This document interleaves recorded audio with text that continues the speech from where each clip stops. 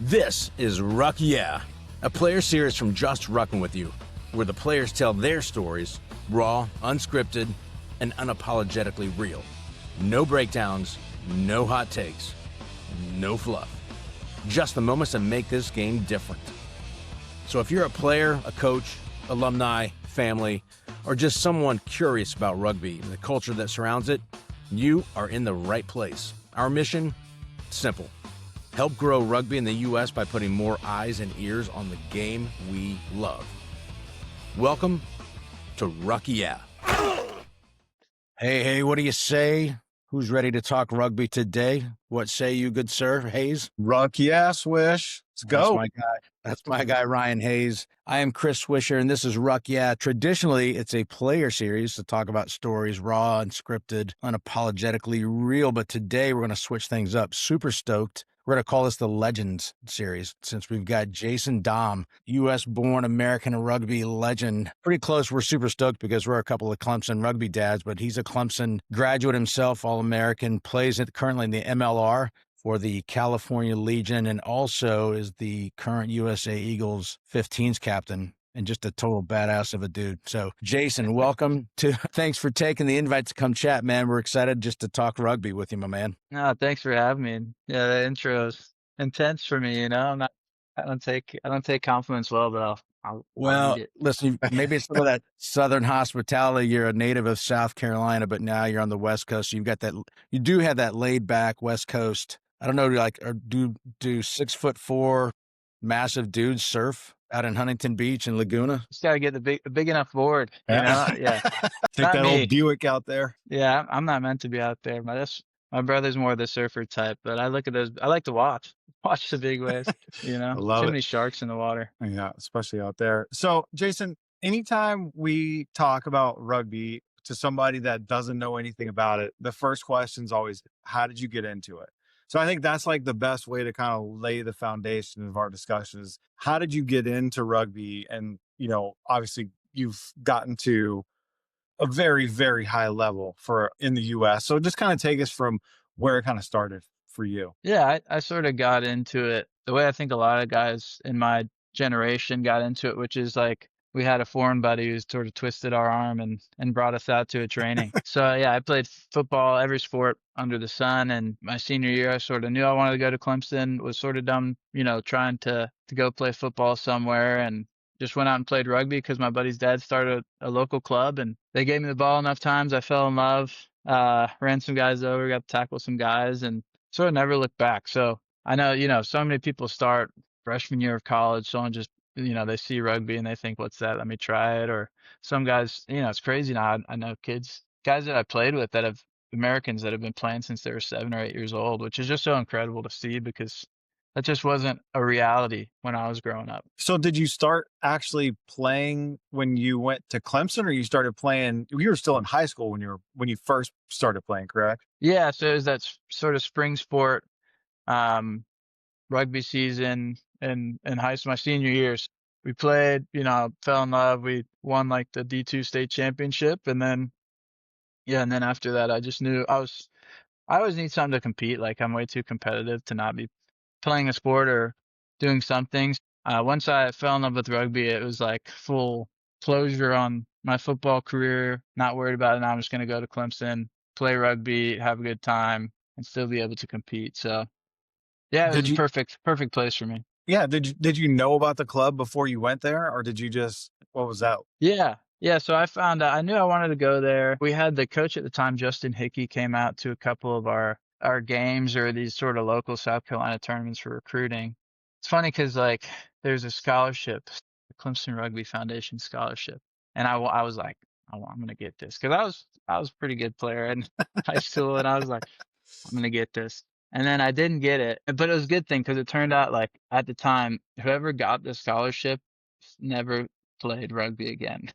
They'd like play their first semester, and then there was like 4 or 5 generations or 4 or 5, classes in a row where whoever got the scholarship, it was like a curse. They either got injured or they just like joined a frat and never played rugby again. So I was like, it was probably a blessing that I didn't actually get that. It's like the Whatever. It front of was the like, Madden cover, right? yeah, exactly. I Same. want that. Exact same. So what was Madden that curse. experience like when you were there playing? I mean, club rugby, early teens, right? Yeah. 2014-ish, something like that. Yeah, 2013 to 2017 is when I was there. So it was awesome. I loved it. It was like it was the perfect situation for me because I needed something to compete and I needed something to hit people. And it gave me an opportunity to meet like so many great guys. Like whenever I first joined, like it was 60 kids, 60 guys playing. So, I got to meet all these guys. I have so many buddies, like anyone who plays rugby, you sort of make lifelong friends. And, um, one of them lives out here and guys I keep in touch with all over the country. We have a, fantasy football chat that I did pretty horribly in this year, but, I won the year before. So all comes around, but yeah, it was just serious enough to where we were a group of guys who wanted to win, wanted to get better for the most part, but then a lot more guys who wanted to have fun and love getting out and running around and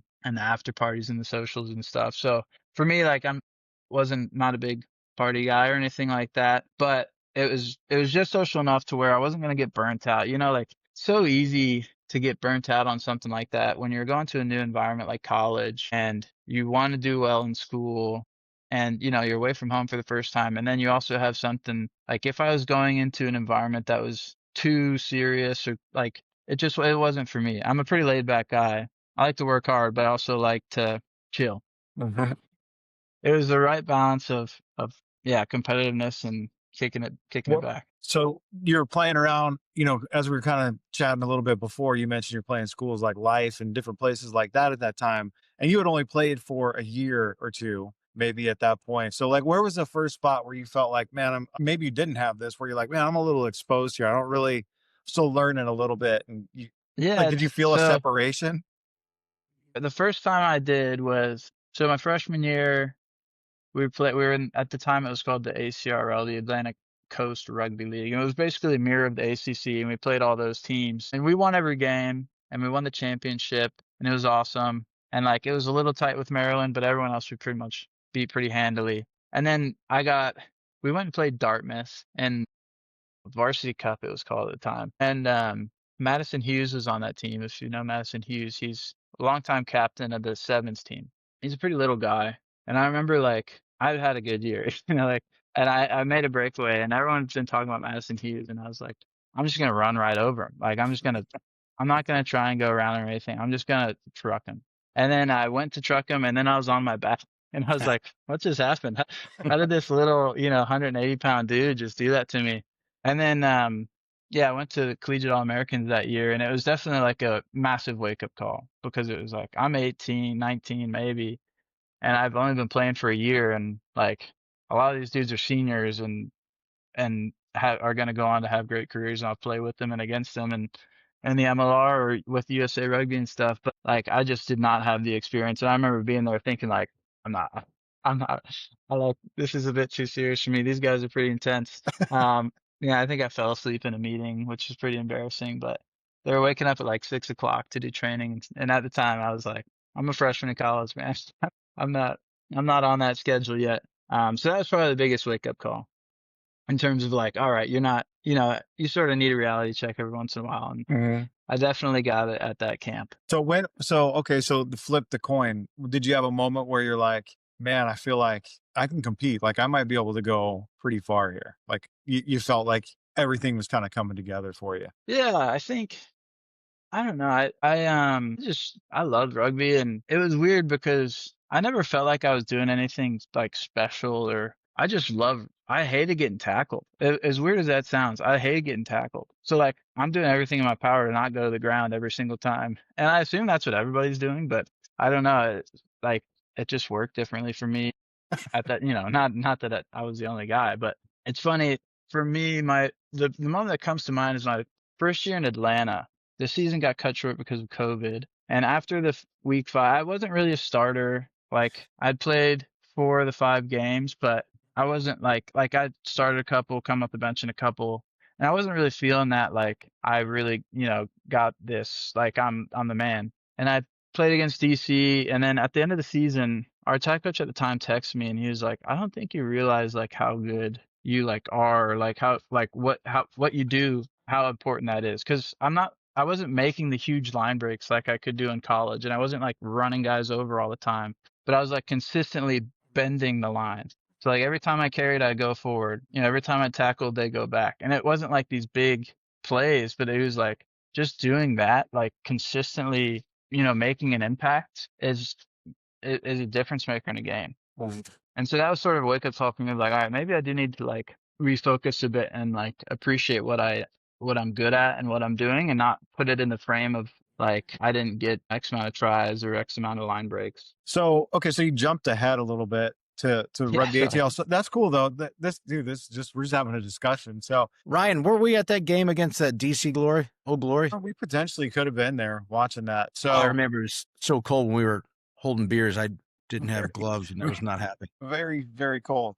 So, okay, so you play 4 years at Clemson, and then what happens after that? Like, where do you go from there? Did you start work? Did you go to a job, or you just continue playing rugby? Yeah, so I did research in biological sciences in college, and focused on like ecological research, and I love that. That was my plan, was to go into that after college. I had a really good buddy who I played rugby with in high school and in college, and we were like, all right, let's take 3 months. We'd been working, we saved up money. We did 3 months. We traveled all over the U.S., camped at a bunch of national parks, and hiked everywhere, and it was incredible. And then afterwards, I took about 3 months of being like, that sort of post college, I don't want to work. I just traveled for 3 months. This is kind of like, I got to get a big boy job now. And my dad was a retired high school principal. He was working a job down in Lexington. And he was like, hey, I substitute principal at this school, and I need a science teacher. So I think, as opposed to you just continuing to stay home and do nothing, you should probably go get a job. So I did that, and I enjoyed teaching. It was cool. I was good at it. Like, I had the demeanor for it. I was in Gilbert, South Carolina, which is like a real country little town outside of Columbia. Good football there. Yeah, make some corn-fed boys, and I enjoyed it. But it was like Steve Lynch texted me, the Clemson coach at the time, that he was going to go do this, camp up in Vail, and we were going to play in the Mountain League there. And, I was a teacher, so I had my summers off, and I was like, perfect, this will be fun. Went there with some, college buddies, and we played. And then I got sort of looked at by the Glendale team. Dan Payne was coaching that Vail team as well. And Dan Payne, for those who don't know, is like big USA Rugby guy, was the CEO at one point, and Rugby Americas and all this stuff. Great dude. And he sort of put my name forward as well. Me and my buddy Colin, who also played at Clemson. And yeah, I got the offer to go try out, and I was like, well, I could keep teaching, probably for the rest of my life, which is fine, but I'll just give this a go. Like, I wasn't making that much money to teach, I think I was making like 27 grand a year as a first year teacher in South Carolina. So I was like, I'm not losing out on money, if I going to try this out. So I did, and I made the team, and yeah, I never looked back. It's sort of been the leaping point for my career, was that decision there. So Yeah, so it's interesting because we've talked about it a lot, and there's a lot of kids out there, and it's like, what's the pathway to success to like get to the U.S. Eagles? Is there talent ID camps, tryouts? Do you just have to get lucky? Do they have to see you play? Like, what do you think? What is it that kids can do to get the eye of U.S. rugby, or just those next levels of rugby? yeah, I think camps are good because it just puts you in front of eyeballs. Sometimes camps can be bad because it puts you in front of eyeballs. You know what I mean? Like, if you aren't ready, then you can make just as bad of an impression as you can make a good one. So I think it's not a fear of going to something like that and being worried about doing poorly. It's just like, make sure it's something you want to do, and make sure you feel like you're ready to go attack it. But the other thing is just play. Like, just play as much as you can, put film together, and meet people. And for me, like I said, I had gotten in front of eyes in college because I played with under Justin Hickey, Gavin Hickey. We played against Dartmouth, like I said, and Gavin Hickey was coaching Dartmouth. He was the coach of the Collegiate All-Americans, the forwards coach. So he was like, saw me play, brought me along, and then from that, he put me him and Justin helped me get the U20s camp selection because I would just play good games in front of the right eyeballs. So the more games you play, the more opportunities you take, the more chances you're gonna get. Now, from that, like nothing really came of that. Like I just played college because, like I told you guys, I didn't necessarily take those things as seriously as in hindsight, maybe I should have. I just did them because they were fun and cool opportunity. I maybe was, I don't know if I'm thinking about it, maybe intimidated to think about doing something, but there was no professional rugby then. So it's like, well, I'm not, what am I doing this for? Yeah. Versus now there's way more opportunity on professional rugby, even like semi-pro and the sevens stuff. So even with the Eagles, like I'd given up on trying to make the Eagles pretty much. My third year in the league, I was having a good year and a really good year. And my teammate Batu was Argentinian. He was like, why don't you play for the Eagles? And I was like, nah, they're not interested, bro. Like, he's like, why not? And I was like, well, I don't know. I just never like, you sort of get this mindset that like they have their guys that they want. They don't care, they don't want me. And like in a way it was freeing because it just let me play because I loved it and like I wasn't trying to do anything. I was just playing rugby and having fun and trying to do the best I could for me as opposed to like letting this situation dictate how I'm gonna approach playing. And that probably gave me a freedom to play in a way that got eyes on me. And because of that year I got, invited to camps and stuff. So, it was sort of a game changer. After Batu had that conversation with me, I was like, yeah, why wouldn't they want me? Like, I'm just going to keep doing my thing. And if it happens, it happens. I'm not going to close the door that, you know, just because I think someone else closed it on me. Yeah. Pardon me. What was it like when you got that call and they're like, all right, so you got some eyes, they bring you in, do some camps, whatever. And then you get the call that you made it. Yeah, it was insane. It was crazy because that year, it was not, I mean, it really was like, it was, well, I sort of get a little chills thinking back about it because that year that I had a great season, I first got like my name put on the extended list and like coaches are telling me I'm going to get invited to these camps. It was the same year I tore my ACL the first time. So I tore it right at the end of the year, right before playoffs. The year Atlanta went and we lost to LA in the finals, but I tore my ACL. So I missed out on all that. And I was sort of like, you never know. I mean, your window could be this big, you never Yeah. know how long your opportunity is going to be.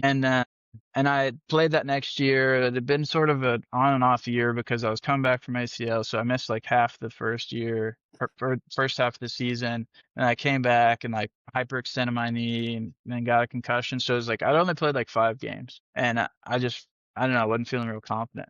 And I was at a buddy's bonfire back in my hometown and I got the call because one of the guys in camp had gotten injured. And I was like, they're like, can you be at the airport in Atlanta tomorrow? And I was in Charlotte. He's like, you got a 9 a.m. flight? I was like, sweet. I'll be there. It was like 8 p.m. in Charlotte. I was like, I'll find a way. Yeah, it was crazy because you just leave a circle as just like a guy hanging out with buddies and you come back and you're like, you just have the opportunity to lash on right in front of you now. So yeah, I'll never forget that moment. That's incredible. And so I got like one more little piece on this thread, and then I'm going to let Swish ask you some questions. But so then, fast forward, you play for him for a little while. Now, the last couple of games of, I guess, this last run to qualify for the World Cup, you get named the captain. How did that go down? And what did that feel like? Did you feel like a sense of pride, like a sense of pressure? Like talk us through that? Cause I mean, it's pretty amazing, dude. Yeah, it was, I knew that last year, was in the Eagles camp and Greg, who was the captain, retired. So I knew there was an opening and like in your head, I don't know, you never know.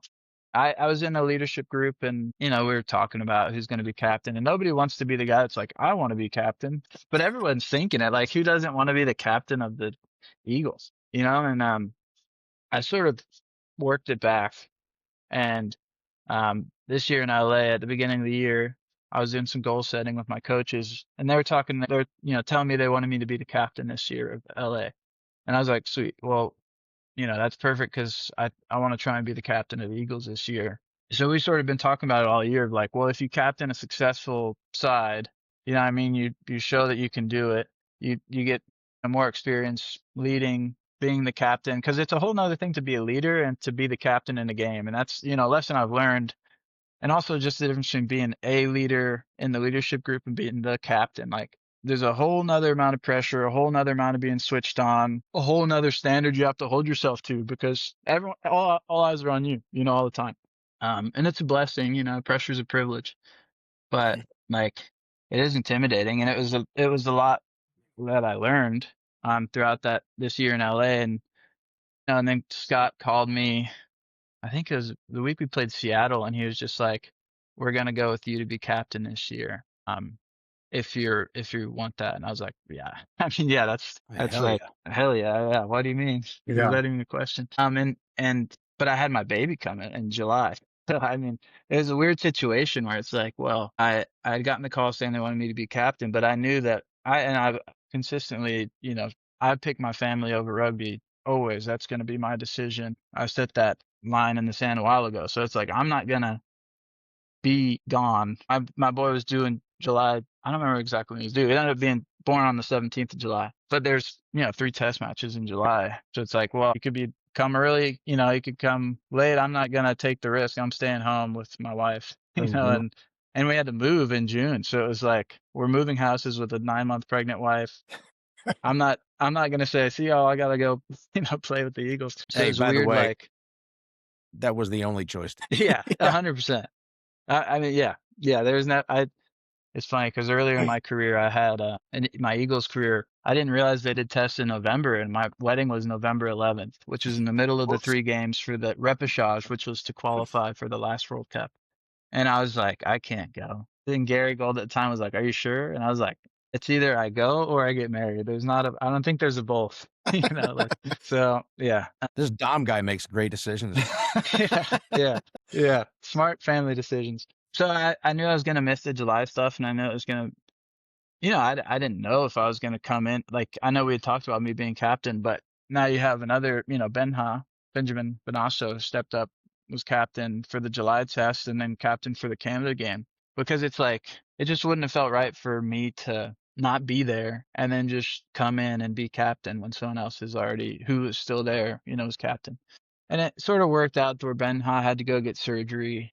I mean, it was scheduled, so it wasn't like and he had a hernia, had to go get surgery. So then I was able to step in and be captain.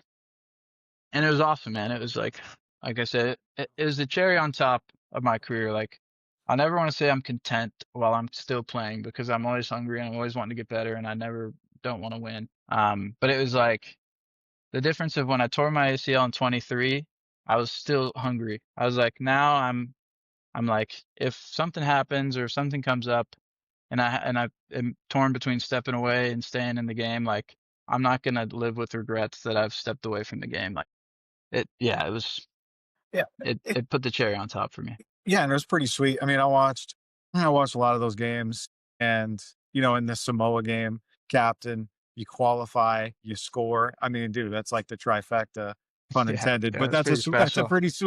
that's a pretty sweet Yeah. way to cap that sucker out. Yeah, that game was special, man. I told somebody, I was like, if my son hadn't been born this year, like, that would absolutely be like the top moment that I could remember since my wedding day. But yeah, it was just like such a well of emotions, obviously, because you don't want to not qualify, because we've done that.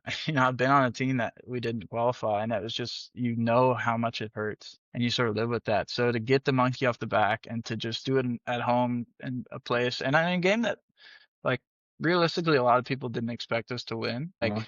I mean, if you look at the narrative, most people were, after we lost to Canada, most people counted us out of, they pretty much had written us off of qualifying again. So it was like, yeah, I don't know. It was awesome. It's It was By, beautiful. awesome. by the way, get used to it. You'll catch yourself saying, it's the greatest moment of my life. But you're like, besides the Yeah, wedding. except for, For- Yeah, you're already a pro. You're seasoned at this, man. I'm really interested. It's not like a really great question, but just watching how captains interact with a sir in the middle of a heated match. You've got these big hulking figures looking down at this, most likely a smaller lad or gal. Yeah. Just the I don't know, the heritage of the sir captain relationship, just the manners behind it, the reverence. It blows me away. You are literally, ripping throats out against your opponents, and all of a sudden it comes together and it just kind of boils down to a conversation. Like, what is that like? I mean, you've got to shift gears pretty fast. Yeah, I think that's one of the reasons that probably one of the things I do better as a captain is like I'm always pretty cool, calm, and collected. Like it's not, I have guys who play with me for a long time or have known me for a long time. They said that they've never really seen me lose my stuff. I think that helps out a lot because there's a lot of times that I do want to lose it, and then when they make a decision, you're just like, we must be watching two different games, or Yeah. like but it's all like just like with anything, it's like you're playing a long game. So like if I come at him or her, if I come at them, then it's not going to be productive. Even if I know I'm right. And there's times where I do know I'm right, there's times that I'm wrong and I look back and it wouldn't have been productive to come at them. But like I've had players get mad at me before because they were like, man, you didn't defend me at all. And I was Yeah. like, he already had the yellow card out in your face. At that point, me being like, what are you seeing? That's crazy isn't gonna help us not get another yellow card later. Like, in fact, it's probably going to piss them off Yeah. and they're going to be more likely to keep their eyes on us, So if I'm a little more forgiving or a little more like understanding or just moving past it, like that's what I do a lot of times. I'm just like, yep, sweet, let's go. And then we're working together. Like, that's the last person you want to make your enemy, because they have so much influence on a game and how it flows You ever and not catch any just that mustard game. or Oh yeah, any catch it? I've got some in my last year. This not the 2025, 2024 PNC. We were winning against Samoa, and I got a yellow card with 70 minutes in the 70th minute. So I Oof. was out the last 10 minutes, and then we lost. That was a tough one. That was the last game of that tournament too. That was a tough one.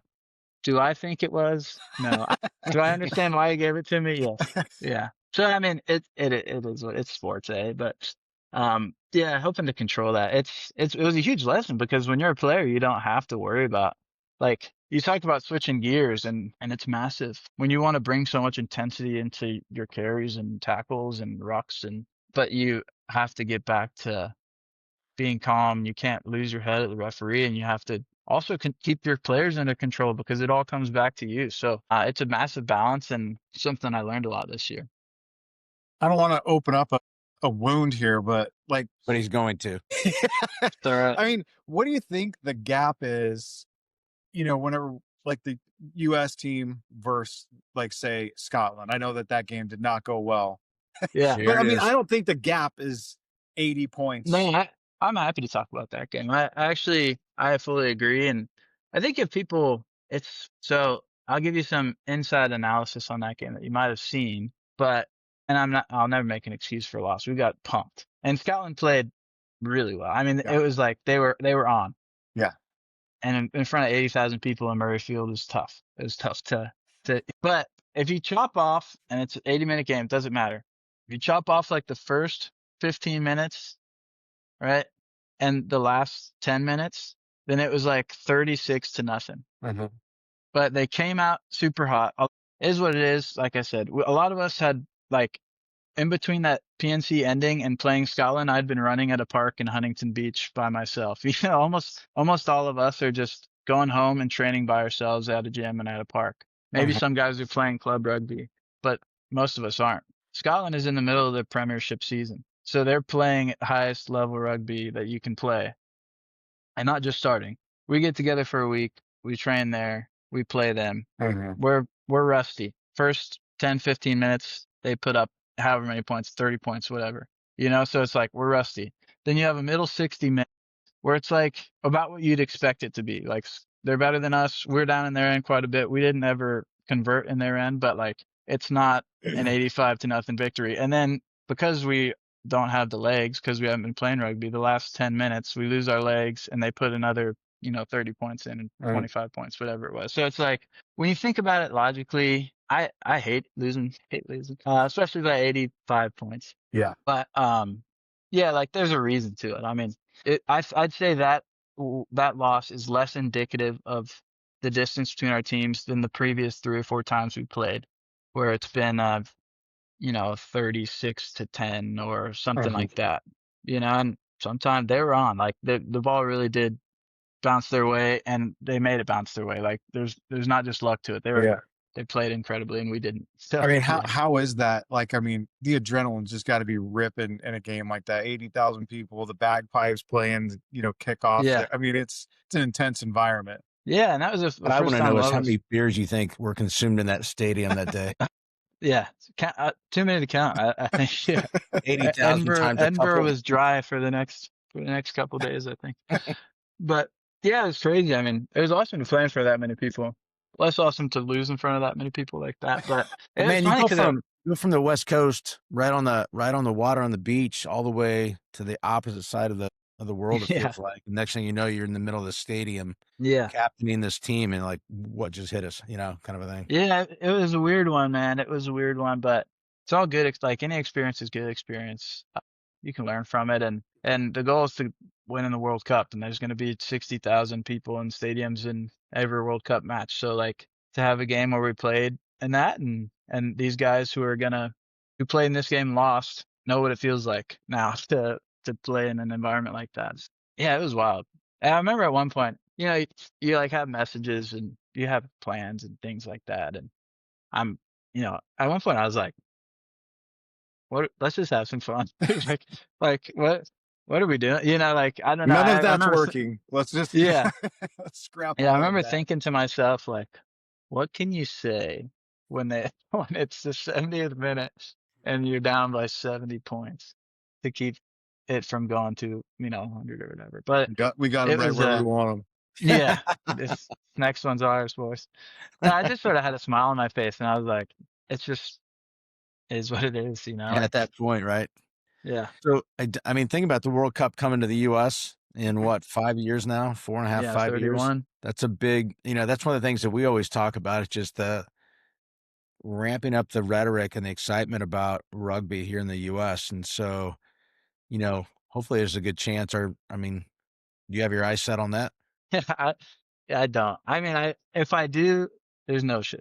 It's funny because I'm like a 1 year at a time guy. I'm one game at a time, one step at a time. But like my target is to look at this 27 World Cup as my sort of I'll be done after that. I think there's an important like handoff point where you need to, if you're an older guy and you don't think you're gonna be in that next generation in 2031. And in my opinion, there's a need to just put your hand up and say, I'm done.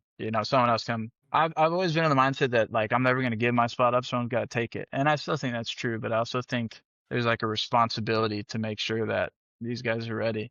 But then it's funny because last night I was like, why couldn't I play till I was 36? Why not?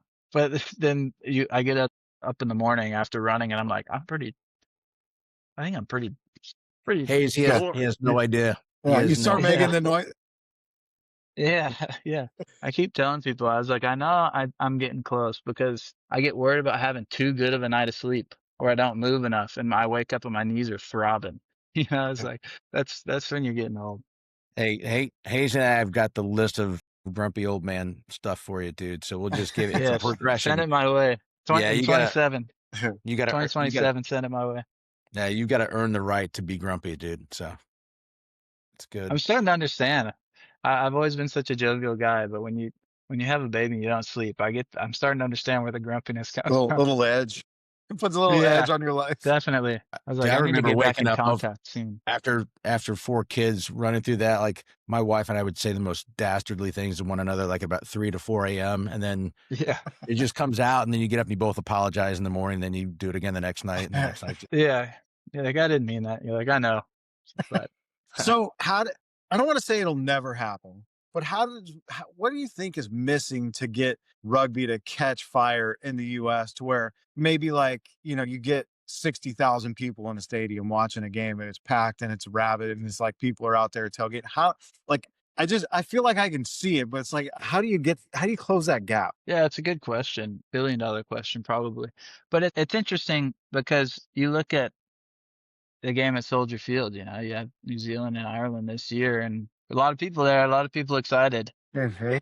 But it's like one big event, it's easy to get up for something like that and get excited. Now it's tougher to build a sustainable market and a market that is so flooded by pro sports that generate a lot of money. And I think that sort of is the answer in a way of there's the money side of things. And rugby we're seeing globally, not just in the US, globally, it's a sport that's difficult to make money with because of the way that it is, you know. I mean, soccer has such legacy and it's massive, but I mean, you're seeing, you know, some Premiership clubs in the UK and even, you know, club in Australia that folded because it just wasn't making the money it needed to, which is a bummer. Like, it's a sport that's loved by so many people, but for some reason, it just hasn't been cracking that money making edge. And it takes time and ebb and flow of things, but I think you just got to keep building excitement, right? Like, and consistent fan base. And we've seen the growth and it's gotten there and it's easy to get discouraged as a fan, as a player, as a supporter, when you see things like, you know, 5 teams dropping out of the MLR this year. Like, that's pretty tough if you have been a San Diego Legion fan or a Houston Sabercats or Nola Gold, you know, from the beginning, and then your team is gone now. Like, it's really discouraging. Or a USA Rugby fan and, you know, your team didn't qualify for the last World Cup. Like, gets discouraging. So I think building excitement around putting a good product on the field gets people ready Yeah. for it.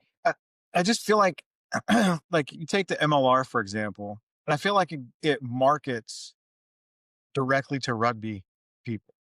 It's like Yeah. you already got them.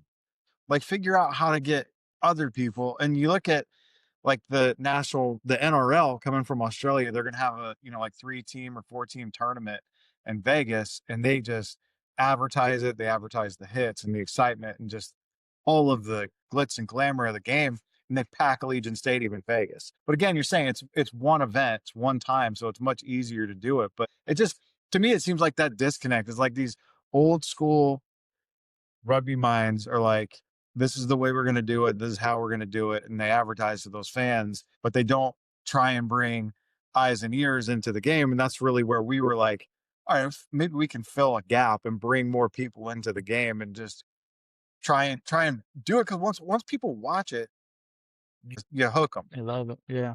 Yeah.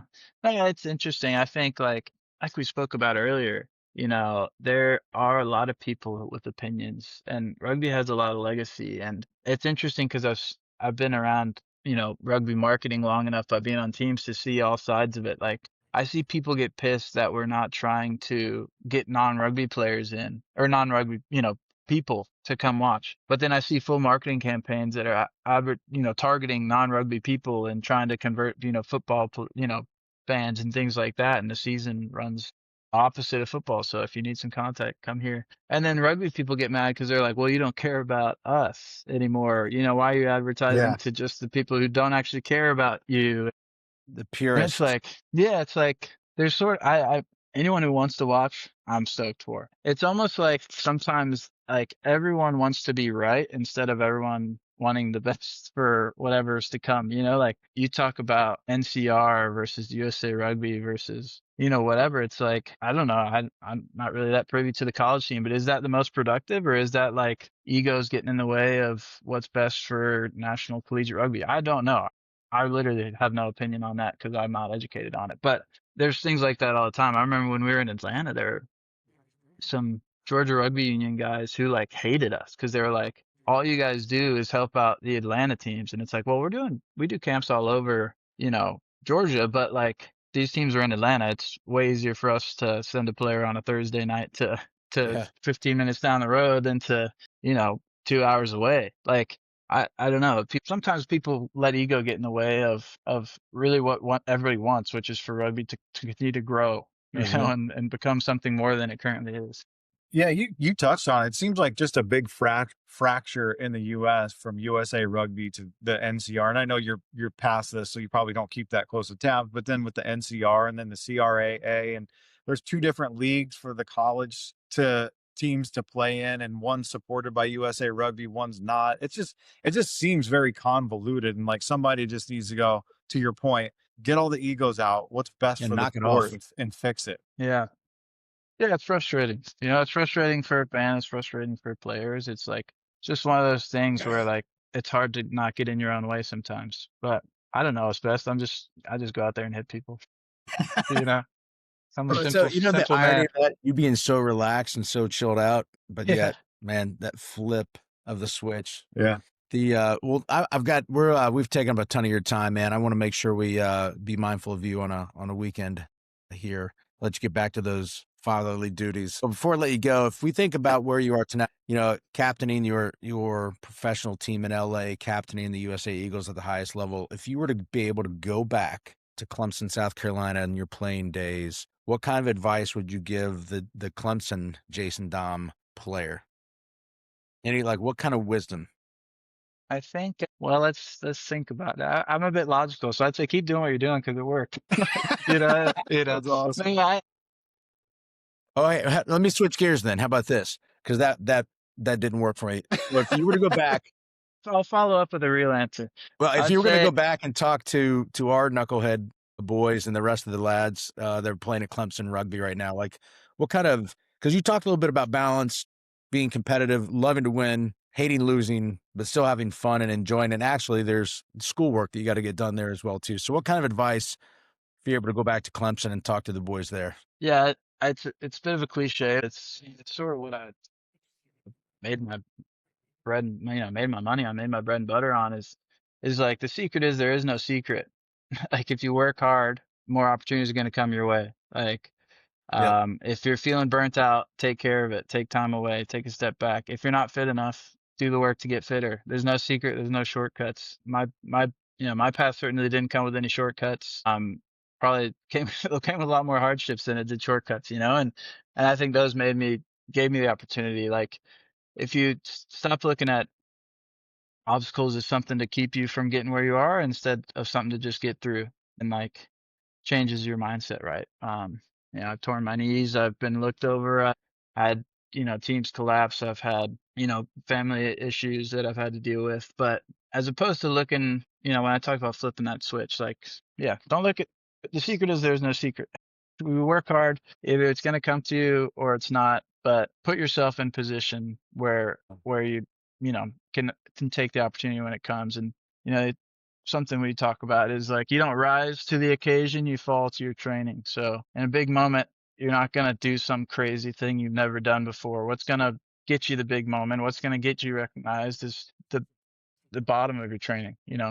How high is your floor versus where's your ceiling? Because sure, it's great to have a massive ceiling, but a lot of times you can make, boardman gets paid. That floor is up here if you're getting the rebounds all the time. If you're just working hard and grinding it out, like that's way more valuable than a guy who can catch the last pass and score a try. Yeah, you made me think about something like you were talking about earlier.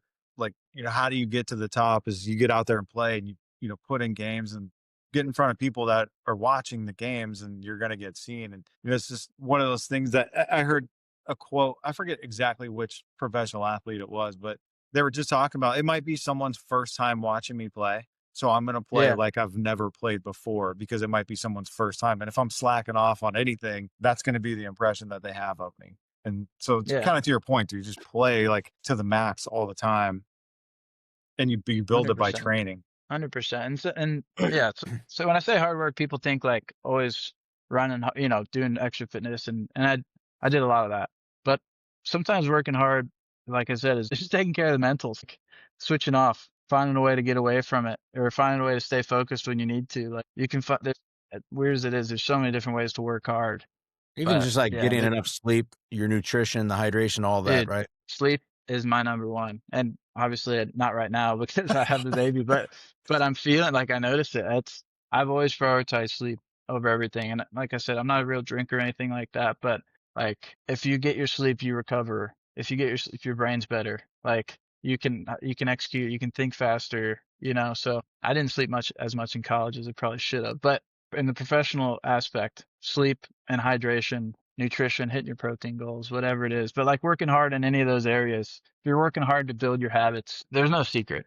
There really is no secret or shortcut, is cliche or whatever. Yeah. It's cliche because it's true. Maybe the biggest secret, Hayes, that we can create with Jason here is that maybe we can talk him to come back to play the alumni game. I need to get back. Dude, It's one of my few regrets. We live streamed that game this year, and the alumni. I saw some clips from it. Yeah, they got destroyed. The alumni destroyed the young guys. I think they packed their team with a bunch of kids that graduated last year. last year, fresh alumni. Yeah, the one time I went and was there for alumni weekend, it's my only regret, I'll say, is that I didn't play because our preseason was starting the next week, and I was like, these are the sort of weird games where something like silly happens and you get injured. Mhm. Like it was going into that 2021 season, and I didn't play, and I regret it because I feel bad because it was, it would have probably been not my only chance, but it would have been a fun one to Yeah. go play at. Well, think about it. You could have a couple of Eagles out there with Troy Hall and That's right. Jason Damm. So, Troy actually I'll- played, and he worked the boys over. I mean, he's lightning quick, man. He looked good. yeah. I'll only play I if feel I like can play fullback. That's my stipulation. I'll only play if I'm in the back line. I this, think you can I feel like I know which way you're going to go on this one. 7s or 15s. Yeah, I loved sevens, but 15s is a special place in my heart because sevens practice is not as fun. It's like a track meet. It's like Yeah, practicing for a we had some marathon. good times in sevens, man. Me and some of my buddies back in the day, and they call us the Killer D's. Me, Drew Dommel, and Hunter Dawsey. They were two speedsters, and I was the big boys. No, we had a good little sevens team. It was fun, but no, I'm not built for sevens. I'm like 255. I'd have to lose about 30 pounds before I think about going to play sevens again. That's awesome. Can you imagine? Like, I'm not so sure that you told that story about that 180-pound guy. Man, if you came trucking at me and Hayes, we'd be punctured lungs, broken ribs, done. Yeah, I get a little worried now if I'm running more than 10 meters. I look to get. I don't. Blow a Nothing good hamstring. happens. It's like you don't take a tractor on the interstate, man. You just keep it in the field. That's for. I don't want to run up too far. I'm looking to give that ball away. That's funny. That's great. Well, man, it's been a pleasure getting to know you a little bit, Jason. We feel a little connected just from the Clemson aspect, but even more so, just love learning from you. Love the stories.